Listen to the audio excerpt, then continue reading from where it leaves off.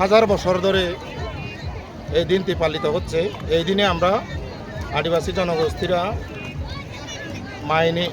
বিভিন্ন নদী সরাতে গিয়ে ফুল দিয়ে এই দিনটিকে আমরা বরণ করি। তাই আজকেও এই ফুল বিশু দিনে এই দিনটিকে বরণ করছি।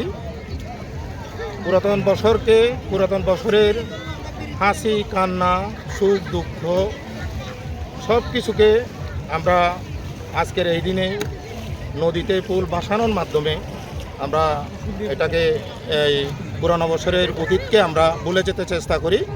আগামী দিন আমাদের আজকে ফুল বিশুর পরে আমাদের এই মূল বিশুর পরে পয়লা বৈশাখ অর্থাৎ নতুন বছর বাংলা নববর্ষ। ওই নববর্ষকে আমরা সাদরে গ্রহণ করার জন্য প্রস্তুতি নিচ্ছি। আগামীকাল আমরা মূল বিশুর মাধ্যমে নতুন বছরকে আমরা আনন্দ উৎসব সুখ দুঃখ ভাগাভাগি করে আমরা বরণ করার জন্য প্রস্তুতি নিচ্ছি।